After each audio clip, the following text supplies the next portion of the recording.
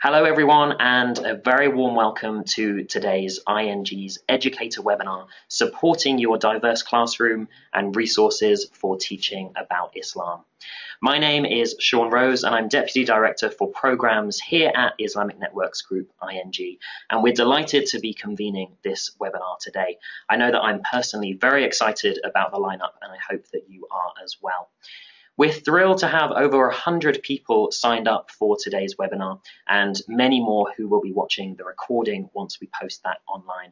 This is the second webinar in our series. Some of you may have been with us for the first one, which focused on resources to equip parents to more effectively support their students against a backdrop of increased identity-based prejudice, bullying, and intolerance.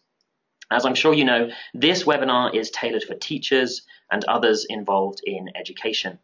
We have a number of expert guests with us today who will explore what the First Amendment says about teaching about world religions in public schools, reputable resources for teachers and educators to use in educating about Islam and world religions, as well as best practices for upholding a safe and an inclusive learning environment for all students. We will have an opportunity for questions and answers once we have heard from all of our speakers today. To avoid any audio interference, you as attendees will be muted throughout the webinar, but if at any point you want to ask a question, please do so using the chat function in the GoToWebinar control panel, which should be over on the right-hand side. And then we'll make sure that we get to those questions when we come to the time for Q&A. Let me now very briefly introduce today's speakers in the order in which they will be speaking today. We are so honoured and delighted to have them with us today, and we're so grateful that they have taken the time to share their knowledge, their skills, and their resources with us today. They represent the most trusted and most respected organisations working in this field. Roula Allouch is the board chair of the Council on American-Islamic Relations National, or CARE. CARE's mission is to enhance understanding of Islam, encourage dialogue, protect civil liberties, empower Muslims, and build coalitions that build justice and understanding. Arjun Singh is Director of Law and Policy at the Sikh Coalition. The Sikh Coalition is a community-based organisation that works towards the realisation of civil and human rights for all people. In particular, they work towards a world where Sikhs may freely practice and enjoy their faith, while fostering strong relations with their local community, wherever that might be. Dr. Charles Haynes is Vice President of the Newseum Institute and Executive Director of the Religious Freedom Centre. He writes and speaks extensively on religious liberty and religion in American public life. And Dr. Haynes is best known for his work on First Amendment issues in public schools, and he's also the author of multiple books. Ameena Jandali is Content Director for Islamic Networks Group, ING. ING's mission is to counter prejudice and discrimination against American Muslims by teaching about their traditions and their contributions in the context of America's history of cultural diversity, whilst building relationships between American Muslims and other groups. Sandy Goldberg is the Education Director of WNET, the PBS affiliate in New York City. They reach 1.5 million educators across the country through their PBS Learning Media educational resources. Sara Wicht is Senior Manager of Teaching and Learning at Teaching Tolerance, a project of the Southern Poverty Law Center. The Teaching Tolerance Project combats prejudice among our nation's youth while promoting equality, inclusiveness, and equitable learning environments in the classroom. They produce an array of anti-bias resources that they distribute free of charge to educators across the country, award-winning classroom documentaries, lesson plans, curricula, and much more. Daniel Tutt is Director of Programs for Unity Productions Foundation, or UPF. The mission of UPF is to create peace through the media. UPF also implements long-term educational campaigns aimed at increasing understanding amongst people of different faiths and cultures, particularly among Muslims and those of other faiths. Kim Keiserman is Education Program Associate at the Tanenbaum Center for Interreligious Understanding. Tanenbaum is a secular, non-sectarian, non-profit organization that promotes mutual respect with practical programs that bridge religious differences and combat prejudice in schools, workplaces, healthcare settings, and areas of armed conflict. And finally, Marcia Beauchamp is Affiliate Director at ING, about which you have already heard. So I'm sure it is becoming clear that we have an absolutely fantastic roster of presenters today. So without further ado, let's begin our program today. We're going to start by considering the current climate, what Muslim and Sikh and Arab and South Asian and other students are facing in schools. So at this time, I'd like to hand over to Roula Allouch from CARE. Thank you, Roula. Hello. Hi, everybody. It's an honor to be included in this important presentation, and I just wanted to speak for a few minutes about some of the issues that Muslim students are currently facing, some of the legal rights that students have and what are important for educators and administrators to protect, and then also talk about bullying for a few minutes.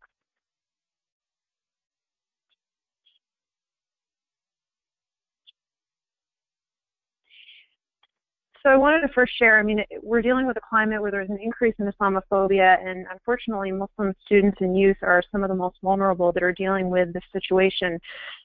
Recently, and a few weeks ago, the Department of Education responded to this issue, and much credit goes to Sister Meha and others at ING who worked on this along with others focusing on this initiative. But the Department of Education issued a directive to schools and administrators to prevent anti-Muslim discrimination. Ultimately, administrators and teachers are being encouraged to watch for harassment and discrimination based on national origin, race, or religion. The department stated that this was due specifically to the increase in anti-Muslim and anti-refugee sentiments that have been happening across the country. And another statistic that's important is between at least 20 to 40% of Muslim students, and some studies show that the response is actually higher, report being the target of discrimination not only by fellow students, but also by teachers, administrators, or school staff members. So, this is a really important issue. We want to make sure that Muslim youth are empowered and don't feel marginalized or internalize negative stereotypes that are currently taking place about Islam and Muslims. And in terms of the rights that students have while they're at school, the rights of everyone in this nation come from the Constitution of the United States, including its 27 amendments, and the First Amendment provides a guarantee of freedom of religion. So public schools, as part of this, must maintain their religious neutrality so that all students of any religion or no religion can enjoy freedom of belief. And schools are not permitted to promote any one religion over another. And when it comes to students themselves, they have the equal access to opportunities to school regardless of their religious background or other class statuses that may otherwise impact them. And specifically, faith-based student groups are permitted during non-class hours. This is pursuant to the Equal Access Act of 1984 and subsequent litigation following it that protects the rights of students to organize in faith-based groups so long as it's during non-class hours, and also in instances where other student groups are also permitted to meet. And there are some other limitations, but it's important for educators to understand that there is a permission for students to have that organization. In addition, for Muslim students, one of the particular issues of concern are prayer and clothing, and students have the right to wear symbols of their religion. They cannot be sent home for doing so. So, for example, for female Muslim youth, they are permitted, if they choose, to wear hijab, which is the headscarf, head covering. And the First Amendment protects the students' rights to free exercise of their religion. So just as they can't be prevented from attending public school or denied access to school property because of their religion, they also can't due to wearing religious symbol reflecting their beliefs. The First Amendment also protects the rights of students who wish to pray individually or in groups or discuss their religious views with peers. Now, there are some limitations that activity cannot disrupt normal school activities, but for Muslim children in particular, when it comes to prayer times, there's typically much time that's permitted for students to pray, and they should be permitted to meet their obligations for prayer. It's important that students of all backgrounds are protected from physical violence, and that their any emotional stress that they experience is taken seriously, and also that identity issues that they experience are also considered. It's very important to see how schools will react to harassment and bullying. And I wanted to go over bullying itself for a few minutes, because unfortunately statistics are showing that Muslim youth are experiencing bullying at a higher rate than some of their other peers. And you can see here the definition of bullying by stopbullying.gov. This is a definition that's most generally accepted by many experts in the field, and I want to point everyone to the key part of the definition from my experience with this is the behavior is either repeated or has the potential to be repeated. It's important that administrators take seriously, even if the student is reporting one instance, that they take seriously that there's potential for bullying to be repeated over time, even if it hasn't happened yet, and students should be protected from that. Also, students, administrators, and teachers should take into account that there are new forms of bullying with the internet and with social media. A lot of students having access to phones. Cyberbullying has become a bigger concern and can take place through texting, email, social media posts, and sometimes they can relate back to the school and the teachers and administrators, so that needs to be considered. In addition, it's really important for children to have a safe space to report bullying, so these instances need to be taken seriously, and even if it's something that isn't directly understandable or relatable by the teacher or by the administrator, what the student's reporting should be taken into account. And in terms of responding to bullying, going back one slide, sorry, it's important for, again, for teachers and administrators to respond appropriately and provide support to the bullied student. And then in terms of reporting, the teachers and administrators need to be mindful of the ultimate duty to protect the students. And if there's a fear of physical violence or physical threat against any student, there should be a consideration for involving law enforcement.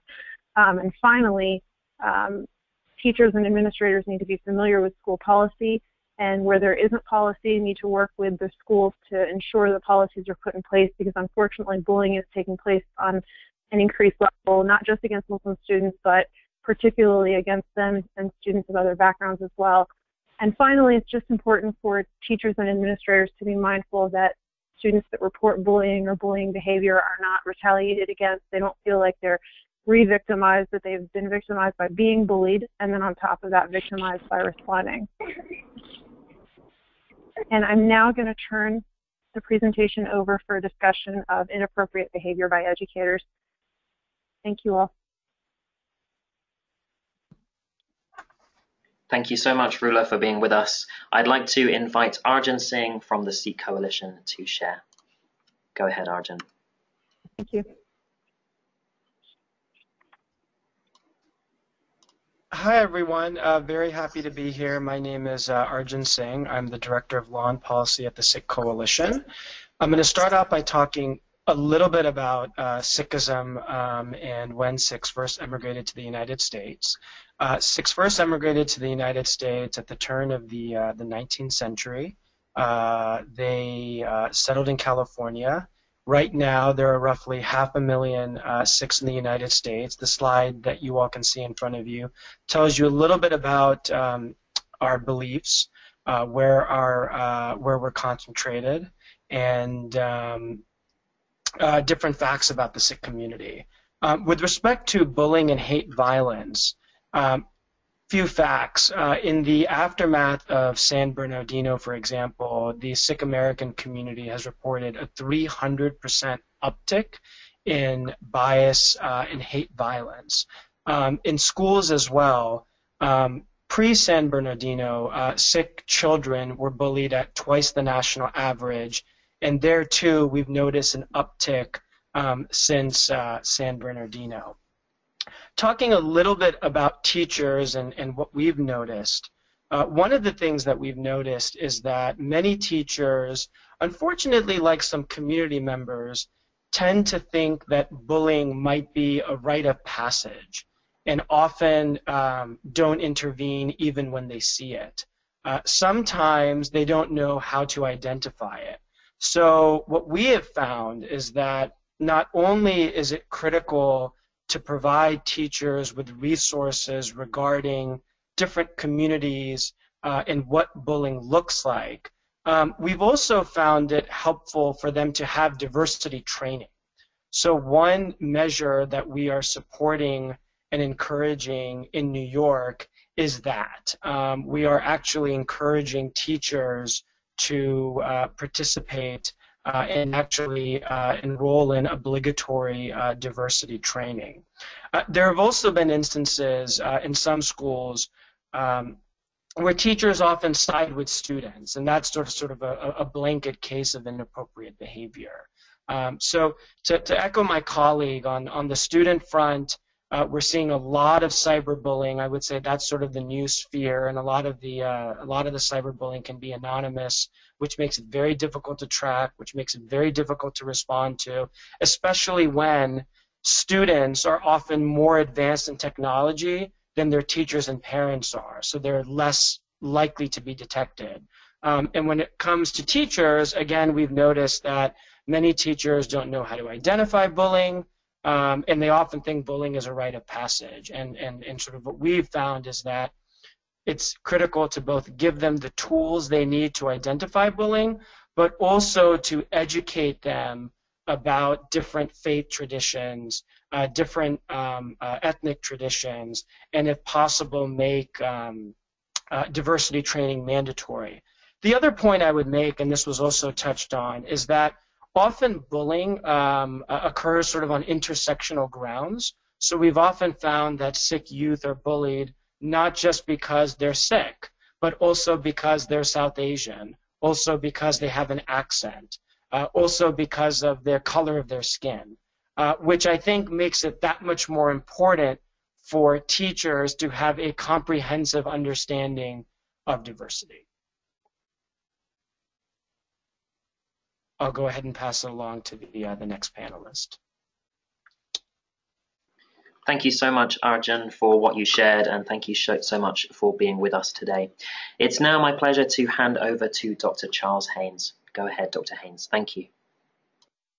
Thank you. It's really great to be with you. Let me see if I can. All right, there we go. All right. Thank you, ING, for your great work, first of all, but also for hosting this important conversation. And thanks to all the panelists. I mean, we have the A team here on this program today. It's tremendous resources for teachers.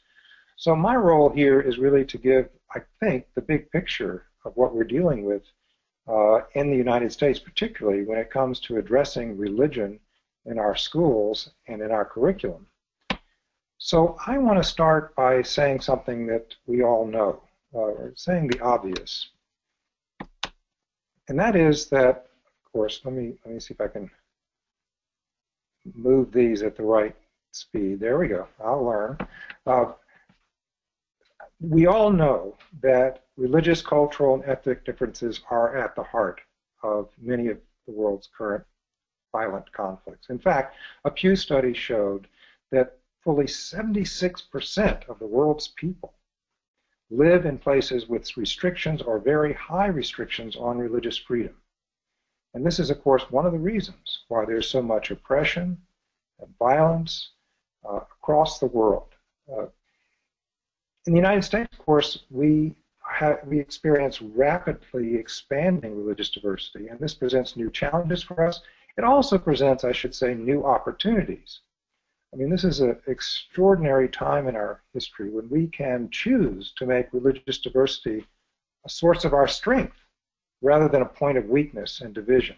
That's up to us. So an issue for us in the United States, as it is for people around the world, is that simple but profound question: how are we going to live with our deepest differences? I think many Americans take for granted that somehow we're going to muddle through, we're going to be able to broker all of this difference and still come out of it as one nation with many cultures and peoples and faiths. But all we need to do is look around the world and realize that it's a very difficult task So educators are a key to how we need to address this. Now, this again is something I think everyone listening knows, but let's underscore that we need to have our schools take religion and religious freedom seriously. I mean, if we've learned nothing in recent years, we've learned that religion matters in our century. Religious freedom matters. Now, unfortunately, many of our schools still largely ignore religion and religious freedom. And the curriculum is still very superficial when it comes to teaching about religions in many places. I know many schools and many educators want to do better. Sometimes they feel afraid to tackle these topics, and I hope that tonight you'll come away from this conversation feeling empowered to do it. It's really safer than not doing it. Because unless we address religion proactively and in the right way in our schools, we are going to be divided, we are going to be ignorant of one another, and that failure to understand one another, ignorance, is of course a root cause of fear, of hate, of intolerance. So we have this rise in Islamophobia in the United States. It's really become a tremendous problem, a daily problem across the country. We have persistent anti-Semitism in the United States. Many religious-based hate crimes are directed at Jews and Jewish institutions, and the list goes on of challenges we face, some of which you've already heard about. So we need to get out in front of this. The long-term solution is education. I mean, we have many things that people are trying to do in the short term, and we can debate whether diplomacy or other way, how we address these issues around the world and in our country, what legislation we pass and so forth. But the long-term solution really has got to be education. We've got to learn about one another if we're going to live with one another. And if we're going to treat everyone on a level playing field, people of all faiths and of no faith on a level playing field in this country. So religious literacy, in other words, is key to religious freedom. It's an essential condition for religious freedom.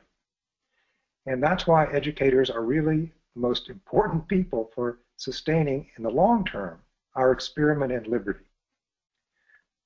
Fortunately, in the United States, as you know, it's already been invoked tonight. We have the First Amendment to our Constitution. And I think we need to rethink the First Amendment, because many times we think as Americans that it's about suing someone, it's about fighting over free speech or other issues. The First Amendment is more than lawyers and judges. The First Amendment really are our ground rules for living with our differences in this country. Now, especially the first 16 words, which are often called the religion clauses, no establishment and free exercise. Those 16 words enable us to live with our deepest differences. We haven't lived up to them.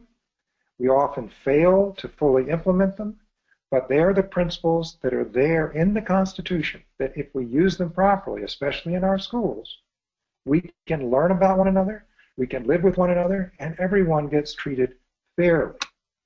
So, what does it look like?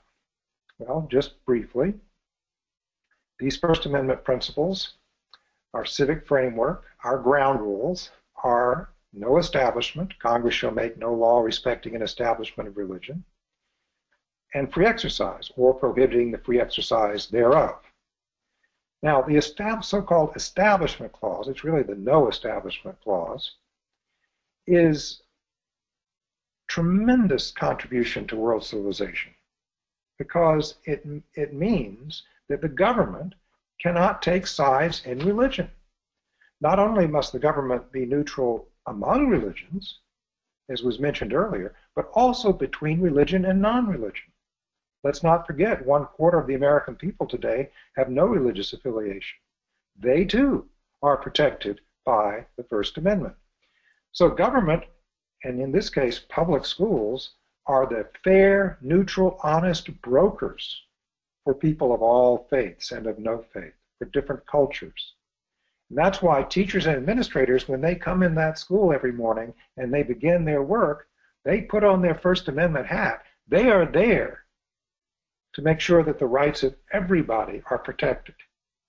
They are there to be neutral about religion in their job. They can be religious in their own lives, but when they take on the responsibility of being a teacher and administrator, they take on the we the people responsibility of the Constitution to make sure everyone is treated fairly.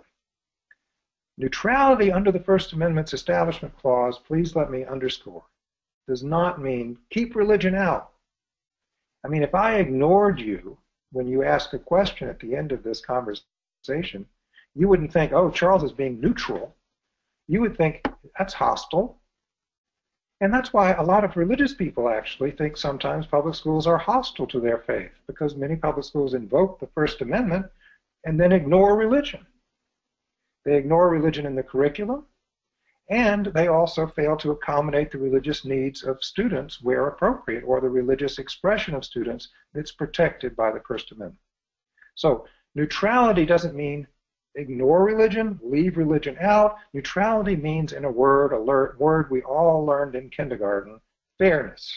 It means treating people with fairness, people of all faiths and of no faith.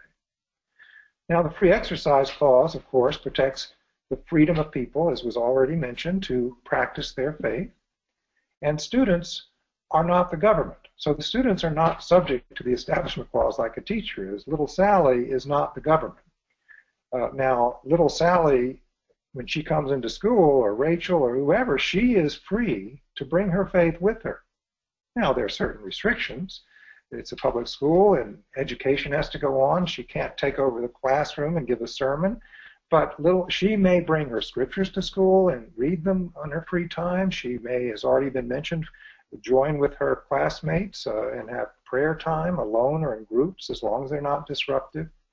And she's going to be accommodated for her religious practice where it's reasonable and feasible to do so. There are limits to accommodation, but generally the schools should try to find accommodation. Now, the important thing for our purposes of dealing with teaching about religions is that under the Establishment Clause, schools may teach about religions as long as they do it objectively, academically. Don't take sides, but do it in a way that's accurate and fair and uses the best scholarship. The First Amendment requires us to do that in a public school. To leave religion out would certainly not be fair or neutral. Religion comes into the curriculum, but it comes in a way that is balanced and fair. Students, on the other hand, may express their religious views in a class discussion if they want to, or in homework, as long as it meets the class requirements or what the homework requirement is. They're allowed to give their views under their free speech, free exercise rights. So that's the important distinction between government speech about religion, endorsing religion, which the Establishment Clause prohibits, and student speech, or student religious expression, which in most instances the free exercise and free speech clauses protect. If administrators and teachers can get that distinction, we've got a long way towards solving our conflicts on this issue. So finally, let me just say something about what a First Amendment school looks like. Now, this language is an agreement that I reached with many organizations on the right and the left, the National Association of Evangelicals and the Christian Legal Society, the American Jewish Committee, and many, many others, the school boards, teachers' unions, all signed on to this language. So this is a consensus safe harbor language. I'm not making this up. Under the First Amendment's Establishment Clause and Free Exercise Clause, public schools may not inculcate nor inhibit religion. They must be places where religion and religious conviction are treated with fairness and respect. Public schools uphold the First Amendment, we all agreed on this together, when they protect the religious liberty rights of students of all faiths or none. And, of course, schools demonstrate fairness when they ensure that the curriculum includes study about religion, where appropriate, as an important part of a complete education. That's a First Amendment school. That's the only way we can go forward in our public schools. We cannot go forward by ignoring religion. That would be disastrous, and it's unfair. And we can't go forward by promoting a particular religion in schools. That's unconstitutional and unjust. The only way forward to learn to live with each other is to teach about religion where appropriate and to protect the religious liberty rights of students. The rights and responsibilities of the First Amendment are our civic framework. They allow us to debate one another. They allow us to understand one another and to forge policies in our public square. So that, at heart, these are not our articles of faith in the First Amendment, as John Courtney Murray famously said. They are our articles of peace. Thank you very much. Thank you so much to Dr. Haynes for being with us and for sharing such wisdom and such insight. So we started by hearing about the current climate and landscape. We've just heard a great overview of teaching about religion in schools. And now we're going to move towards hearing about the resources that are available. We're going to begin with Ameena Jandali from ING. She's going to tell us about some of the challenges that we see in the classroom, and then go on to tell us about resources that ING has available. And a reminder that if you have any questions for any of our presenters so far, or any of the presenters who are coming up, to please write those in the chat box in the GoToWebinar panel, and we'll be sure to get to those when we get to our Q&A. So over to you, Ameena. Thank you. Good afternoon, everybody, and thank you for joining us. I'm going to be talking a little bit before we go into the educator resources about some of the issues and challenges faced by Muslim students today. And we know that many of these issues, of course, have increased in the last year, and particularly over the last couple of months with Paris, with San Bernardino, and generally just with the rise in ISIS. So even without all of these events, it is common that Muslim students feel either ashamed or conflicted about their Muslim identity because they look different, they may have different cultural practices, foreign names, and add to that the fact that you have all of these negative stereotypes about Muslims in the media that their fellow classmates are viewing often on a daily basis, and they're very much talked about. People make fun of ISIS, and so it's very, very present in their minds. And additionally, because of those two reasons, they may not feel like they fit in socially. They may feel isolated from the rest of the students. Adding to that, they may have more restrictions than most students, not being able to partake in some of the activities. And so they may develop a dual identity where they, act a certain way at home and a different way when they go to school. And that's not a very healthy kind of lifestyle for a young person. Additionally, their parents, particularly if they're immigrants and particularly recent immigrants, may be unaware of or can't really relate to some of these issues that are affecting their children. And so in a situation like this, an understanding teacher or staff member will really make all the difference in the life of that child, because there's really nobody else there that can. Oops. I don't know what I just did. Oh, I'm going the wrong way. Sorry. So, all right. Some of the main issues that we've heard complaints from parents about what their kids are experiencing relate to current events, and oftentimes this is a discussion that happens in the classroom. And obviously, with Muslims in the news so much, these discussions may commonly focus on Arabs or Muslims and some of the terminology that is used, us versus them, relegating Arab or Muslim students or people of Arab or Muslim backgrounds to the enemy may really make a Muslim student sitting in that classroom very uncomfortable.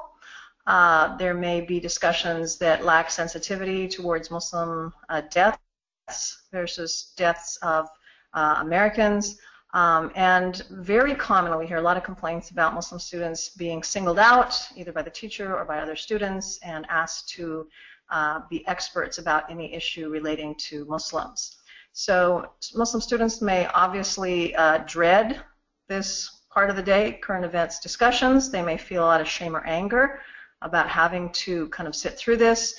And additionally, we've heard complaints from parents that assignments such as writing about 9/11 on that anniversary or about terrorism may not be age appropriate, happening in lower elementary grades, or may merely confirm stereotypes that all Muslims are terrorists, not distinguishing between those who committed those acts of terrorism and regular American Muslims. All right. I don't know why my mouse is doing this.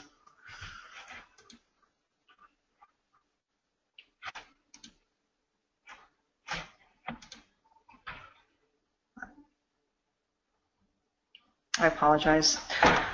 Some of the complaints that we have also heard from parents relate directly to teachers, and these are some of the unacceptable types of behavior that we've heard about, making fun of or punishing students for wearing the headscarf or hijab, or actually limiting them or forbidding them to do so, which is unconstitutional, making fun of students' names, countries of origin, or religion in front of the whole class, praising or criticizing one religion over another, or suggesting that a student shouldn't convert to another religion, and often, particularly when they're talking about the curriculum in this area, using inaccurate resources or information about Islam or Muslims. And so again, this is very traumatic for that Muslim student sitting through this because they don't have a lot of recourse. At ING, we actually conduct educator trainings where we go through the importance of having these cultural competency skills for all teachers, because increasingly there are going to be Muslim students in those classrooms, and addressing some of the issues of bullying and harassment that have been mentioned previously. And then lastly, we go through educational resources for teachers. So these are trainings that can be done for in-service. We do them by webinar. And so these are good resources to really make sure that all teachers are on board with understanding and interacting with the Muslim students in their classrooms. We also have a number of educational resources for teachers. And in the cities and areas where we have a speakers bureau, which are in states across the country, beginning, of course, here in San Francisco Bay Area, we have what is called the Islamic Speakers Bureau that trains and certifies speakers to go out to schools in the context of studying Islam in social studies and history classes in middle and high schools to talk about various topics. The most basic, getting to know American Muslims and their faith, is the most popular. We also talk about a history of Muslims in America, generally in American history classes, Muslim contributions to civilization during the world history classes, and then Muslim women beyond the stereotypes, generally in high schools. We also have interfaith speakers bureaus here in the Bay Area and developing in other parts of the country that also supplements the study of world religions, also in the context of either social studies or world history. And we have a variety of topics here where speakers from the 5 faiths or the 3 Abrahamic faiths or Jewish and Muslim panels will talk about these different topics: shared values, living the faith, religion and extremism, religion and pluralism, separation of church and state, religion and the environment, and then a number of topics for more Muslim Jewish panels and living as a minority in the United States. Additionally, we have online curriculum for areas where there are no speakers bureaus, and these cover our most popular presentations as well: getting to know American Muslims and their faith, women beyond the stereotypes, history of Muslims, Muslim contributions, and here we also have 2 multi-faith curriculums, living the faith and shared values. Each one of these curriculums includes the major presentation that goes through all of these topics with accompanying scripts, discussion questions, activities, and dozens of films that address the various topics that are addressed in these different lesson plans. Additionally, we have online answers to over 100 frequently asked questions that we've actually received from live audiences, and they focus on general questions about Islam and Muslims, as well as specific questions about Sharia law and ISIS. And these are available to anybody. You can access them on our website. We have actually been surveying audience members, and these are from 7 to 12 grades, where we give them a survey before the presentation and gauge their level of knowledge, and then after the presentation we gauge it again, and you can see a 58% return on these surveys and a dramatic increase in the level of knowledge before and after a presentation.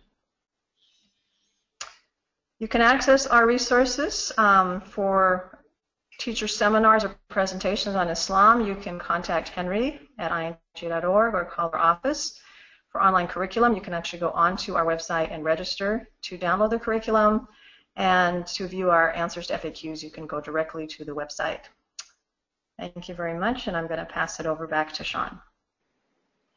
Thank you so much, Ameena, for sharing those really helpful resources. And I should say that we will be sharing a comprehensive resource list of all of the resources that we've talked about in today's webinar when we share the recording, which will be very soon after today's webinar.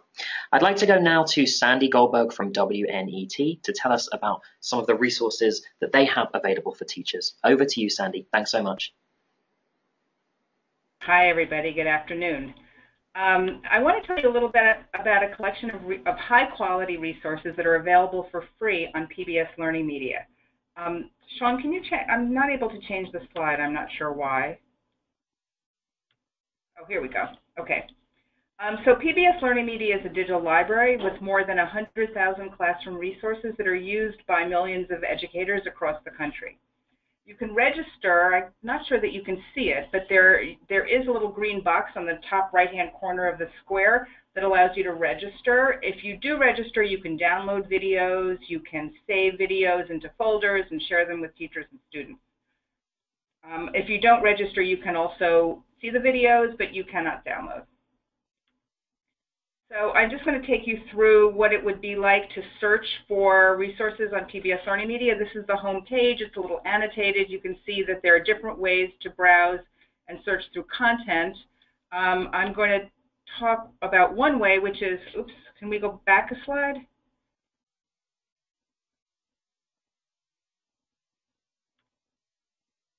Oops, yeah. This one, okay. So if you type the word Islam in the search box, that's probably the best way to find resources. And if you do that, you'll see you get 652 results. On the left-hand side of the screen, there's a way that you can filter the results by grade level, subject area, or by resource type. And there is a large collection of resources, not just on Islam, but about religion in general, called Access World Religions. And that's organized into a collection. So if you filter by collection, you will see something like this. And when you see the Religion and Ethics News Weekly Access World Religion collection, if you click on that, you will see the resources in the collection. And I just went back too far. There we go. So the resources cover lots of different religions.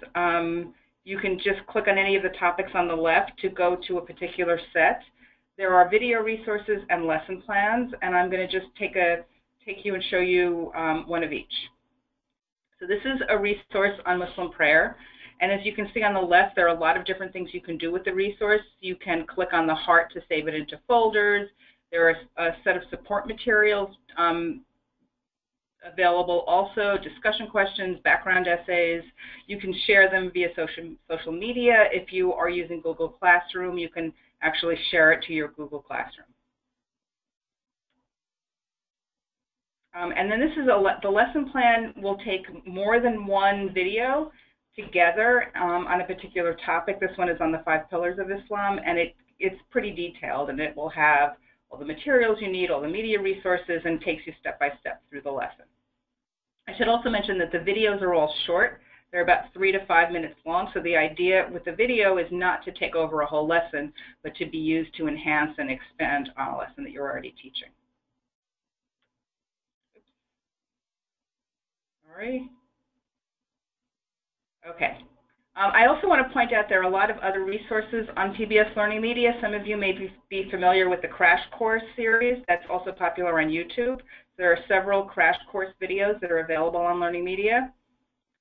There also is a collection called All About the Holidays, and you can see here there's a really lovely video on Eid. And I think that that's it for me, and I'm going to turn it over to Sara. Thanks. everybody. Thank you so much, Sandy, for sharing those resources. They're a fantastic addition to our webinar and to our resource list. I'd like to hand over now to Sara Wicht from Teaching Tolerance. Over to you, Sara. Hi, thank you. It's a privilege to be here and a part of this very experienced and knowledgeable panel, and I'm here to share some of the resources that Teaching Tolerance has available to educators. As said at the beginning, we were founded in 1991 by the Southern Poverty Law Center, and we produce teacher-facing materials to help really build teacher capacity and culturally responsive practices, and in a way that creates inclusive school climates and that is welcoming to all identities, including religious and non-religious belief identities. We do this by way of classroom resources. We have over 500 scripted lessons and classroom activities that you can search on tolerance.org for and filter according to grade level, according to lens and identity, as well as anti-bias domains. So if you're looking at exploring diversity or exploring justice and inequality. We also publish a magazine 3 times a year, and in that magazine have feature stories that speak to the concerns of inclusion, that speak to ways in which teachers can foster communities of respect, as well as improving intergroup relations in their schools. And we have a suite of on-demand and live webinars in our professional development resources.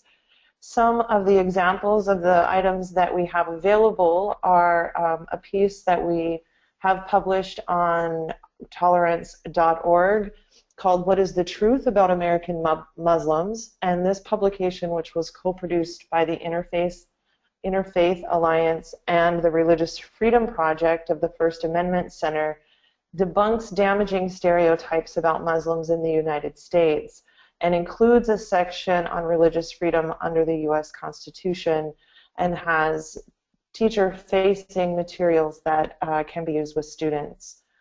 We also produced a 5-part webinar series with the Tanenbaum Center, and those are all available on demand under the webinars subnav on tolerance.org. And what we were able to do through this webinar series is look at what the law says teachers are obligated and educators are obligated to do and say in school related to religion and religious freedom. And much of what Dr. Haynes spoke to is reflected in that initial webinar from that series. We go on to unpack that to provide grade level specific strategies, lessons, and resources that you can use tomorrow in classrooms to help really create an environment where you're talking about religion and non-religious belief systems as part of your academic goals. Perspectives for a Diverse America is our literacy-based K-12 curriculum. And in this curriculum, one of the lenses that we include texts from is religion.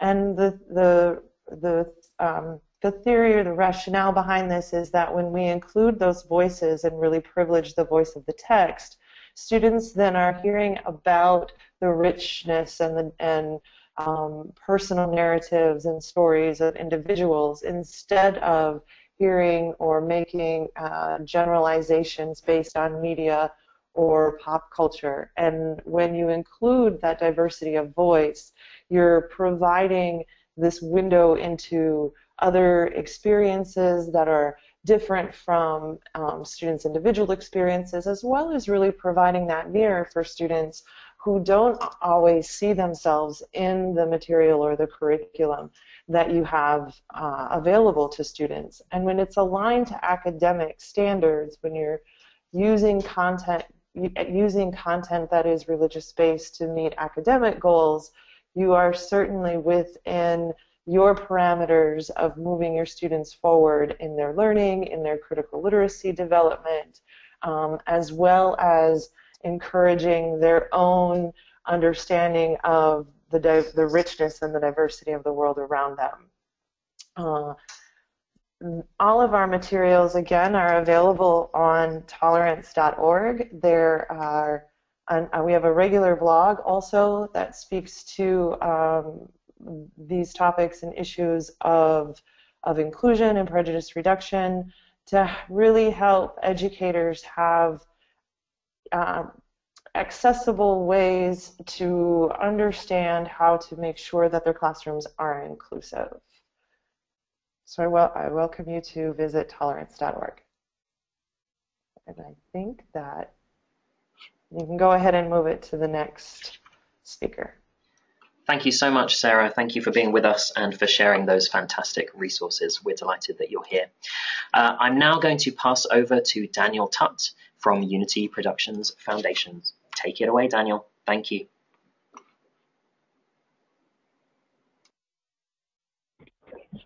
Well, thank you, Sean. Hello, everyone. Let me get my webcam up here. Okay.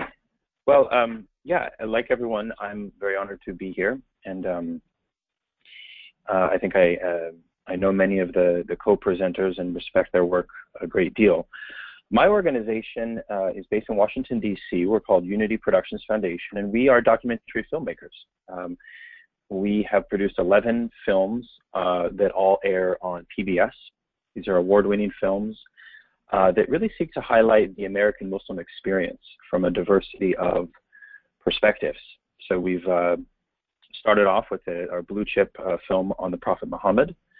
Came out right after 9/11, called Muhammad: Legacy of the Prophet, and showed the perspective of Muhammad more from a kind of ethical, sort of secular viewpoint, but through the eyes of American Muslims.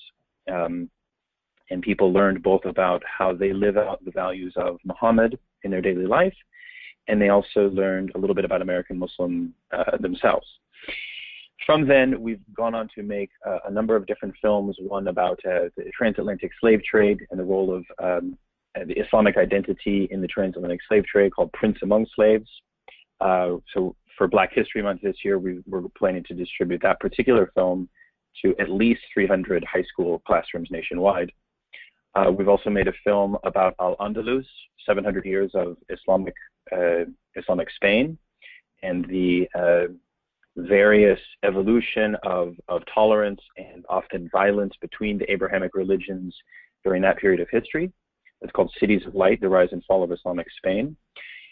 So for world history teachers on the call, that particular film, we've actually done some evaluative data on. We have done a representative sample of world history teachers nationwide.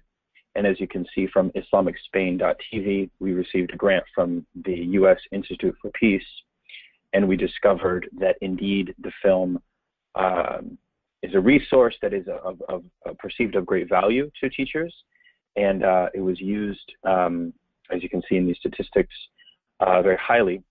And in fact, one of the things that we also did, I don't have a slide for it, is that we measured students' increases or decreases in knowledge, understanding, behavior, and action from before to after watching the film.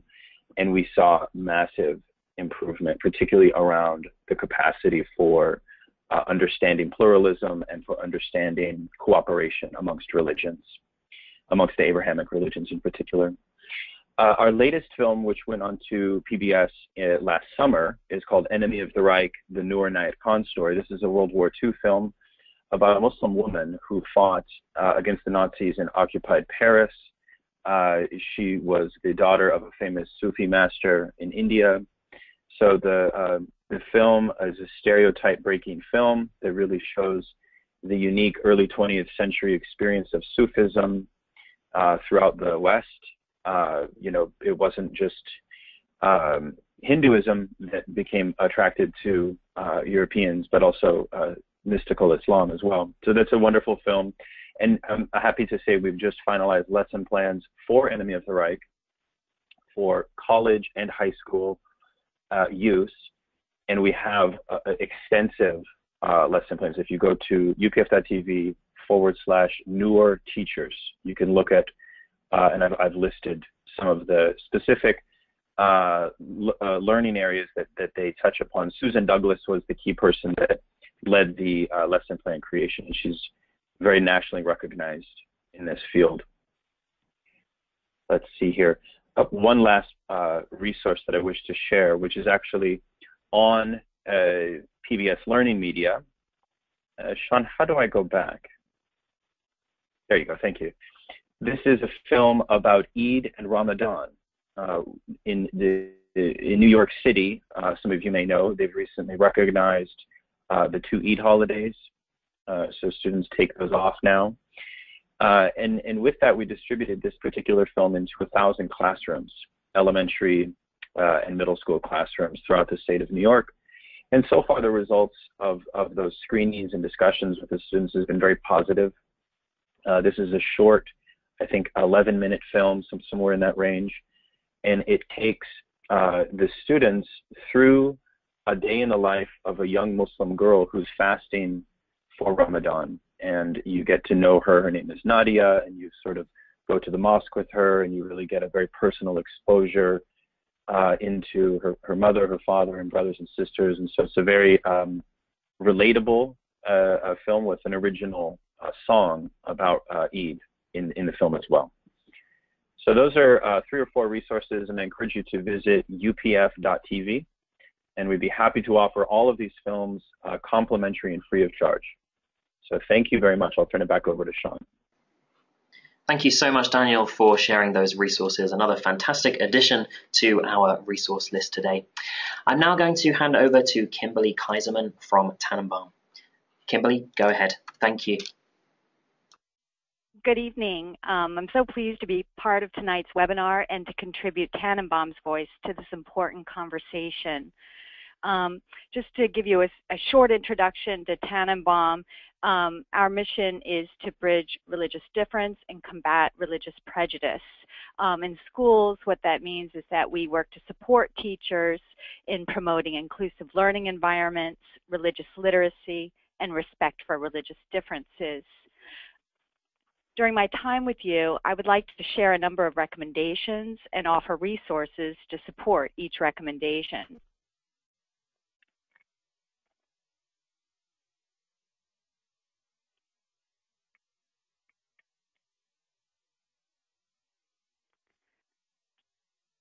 Okay, my slide isn't moving forward. Thank you. And can we move it forward again? Okay, so the first recommendation I'd like to talk about is promoting religious literacy. It's imperative that we expand students' knowledge about Islam and other religions. And as we know, this goal is supported by national and state standards, including the standards of the National Council of the Social Studies. So I'd like to look at 3 resources with you. First is Tanenbaum's pedagogy, the 7 principles for inclusive education. This pedagogy offers a framework for teachers in integrating the topic of religion and religious diversity into classroom content in a way that emphasizes examining diverse identities, engaging in respectful conversations, and exploring a wide range of primary sources. Tanenbaum also has an ongoing program called the Campaign Against Extremism. These resources are aimed at educators and older students and give them the tools to engage with the complex issues related to religious extremism, terrorism, and the pursuit of peace and justice. This, as I said, is an ongoing project, so you can check back each month for new resources to be added. Next, I wanted to mention the webinar series that Sara Wicht from Teaching Tolerance also mentioned, Religious Diversity in the Classroom. This is a 5-part series which aim to help K-12 teachers create inclusive classrooms and promote religious literacy by incorporating lessons on religious diversity throughout the curriculum. 3 of the webinars are aimed at teachers who teach particular grades. So there's one aimed at elementary, one aimed at middle school, and one aimed at high school teachers. And each webinar includes a wealth of resources for teachers at that level. The second recommendation I want to talk about is start early. As with other forms of literacy, it's important to promote religious literacy from an early age. And too often we know that students aren't exposed to different religious traditions until middle school or even high school, after they've already developed misconceptions and stereotypes that can lead to bullying. So we emphasize the importance of introducing religious differences and lessons about religious diversity at an early age. So here I'm highlighting 2 lessons that are on our website, which are aimed at children at the youngest ages of elementary school. Exploring beliefs about religious differences is a lesson that allows students to research and learn about different religions, and then use art supplies and boxes to create an interreligious community. It is like a lot of lessons that you find at the elementary school level, which focus on community, but it looks at it through the lens of religious differences. And at the end of the project, students have created a community that's complete with different people, houses of worship, shops, and community centers. The next lesson is called My Traditions, and it's a lesson that allows students to explore their most cherished traditions and holidays and share those with the other students in their learning community through poetry and music. Lessons like these allow elementary students to explore their identities, and it allows them to begin to develop the curiosity and respect for differences that's necessary for more complex learning at a higher level. The next recommendation I want to talk about is dig deeper. Textbooks have their place and they can be very valuable, but often we know that they present a very monolithic and one-dimensional and static view of different religious traditions. And so we think it's important to go beyond textbooks and expose students to the lived experiences of real people.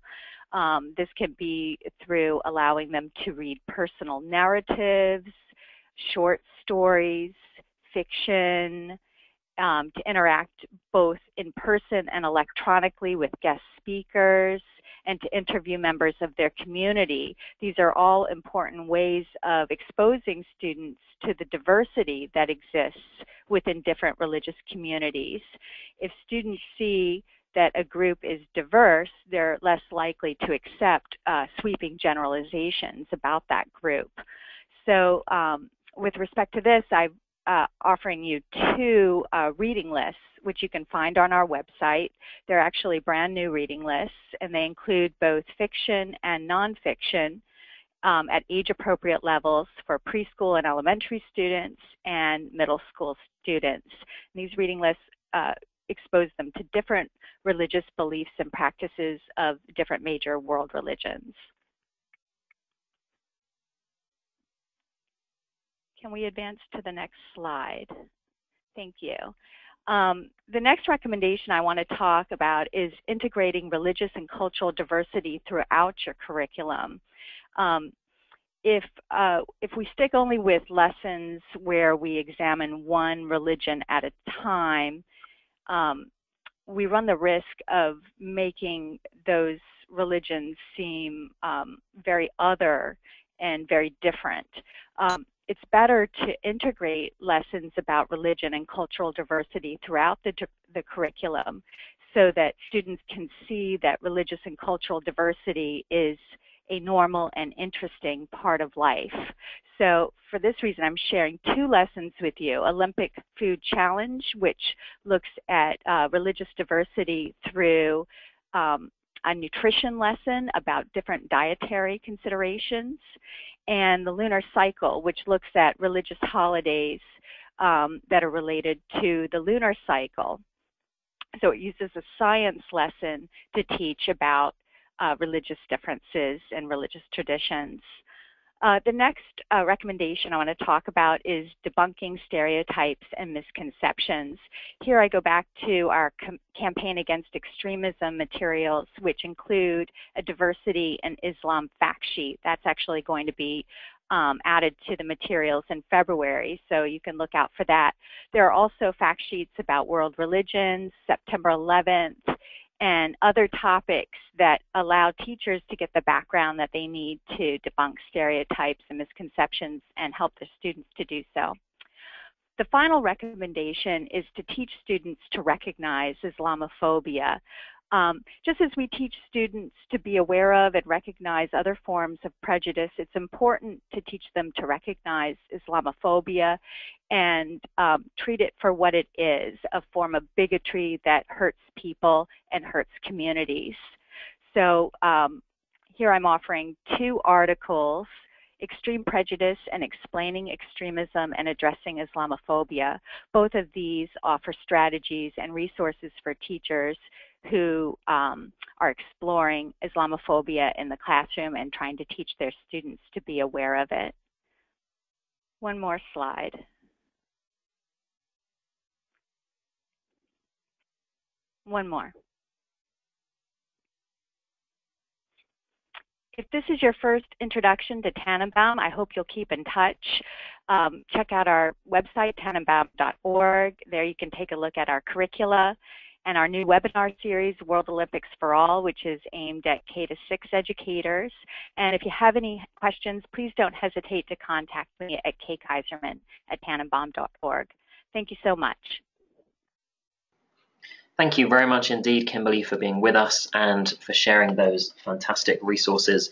As an educator myself, it's wonderful and thrilling to hear so many fantastic resources today. And I feel like I've used the word fantastic quite a lot, but I really do mean it. So, friends, we began today by thinking about the why. Why is there a need for this kind of teaching? Then we thought about this question of what can we teach? And Dr. Haynes guided us through those First Amendment principles so eloquently. Then we have been hearing about the what, how to actually do that, what resources exist for us to be able to do that in our own classrooms.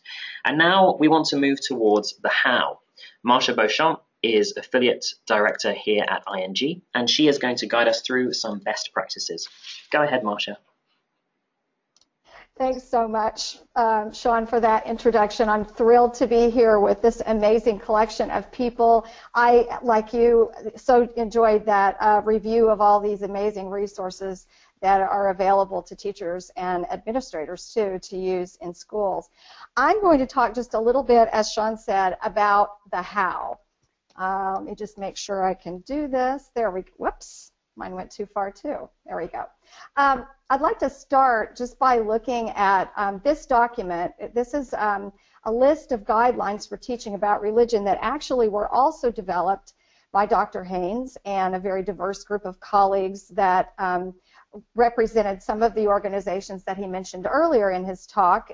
This set of guidelines for teaching about religion in the public schools has been sponsored by groups as diverse as the American Jewish Congress, Americans United for Separation of Church and State, the Islamic Society of North America, and the National Association of Evangelicals. So it has quite broad support, and again, is a very safe harbor for teachers to think about how to approach teaching about religion and using the kinds of resources that you've heard today.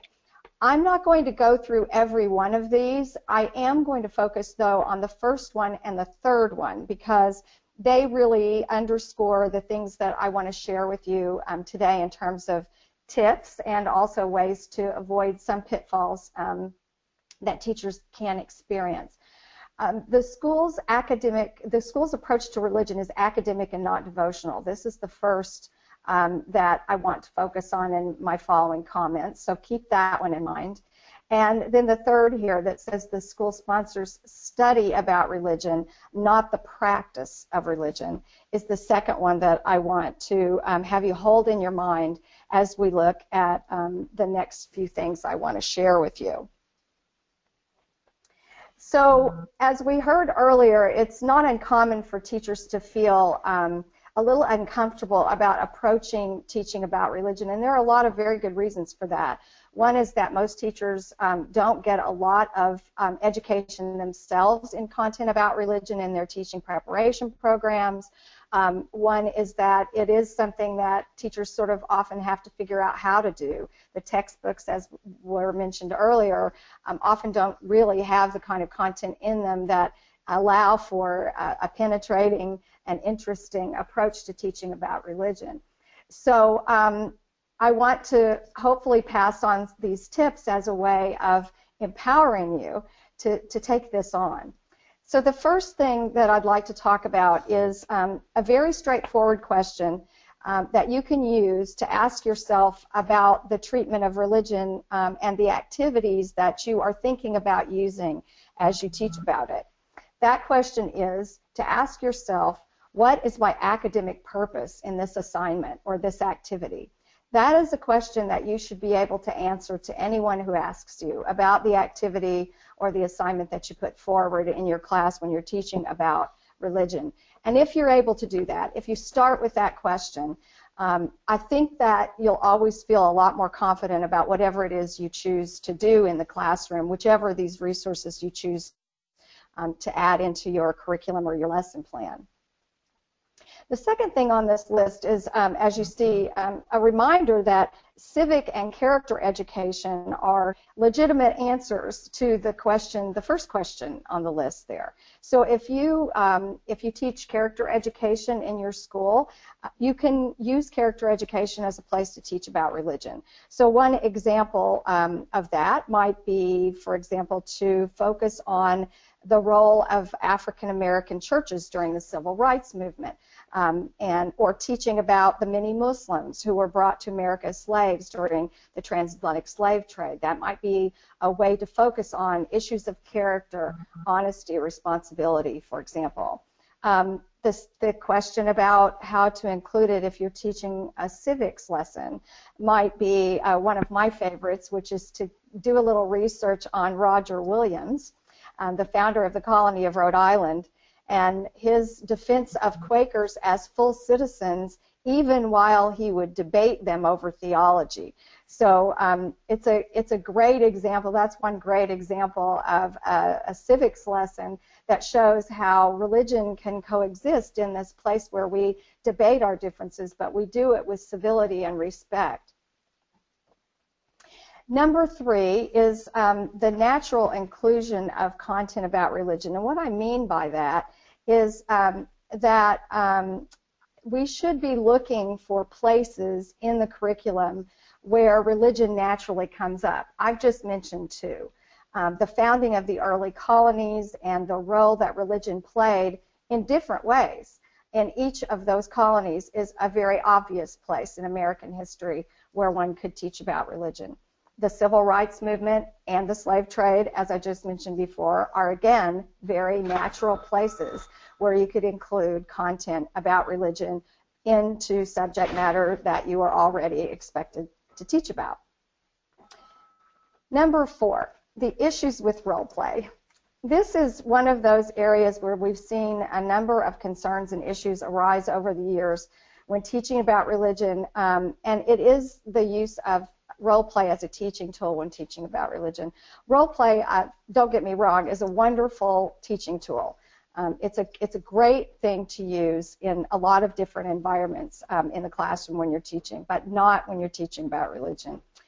And the reason for that is that protecting the conscience of students is one of the very important pieces that teachers and administrators need to be thinking about as they're thinking about the inclusion of religion content in the classroom.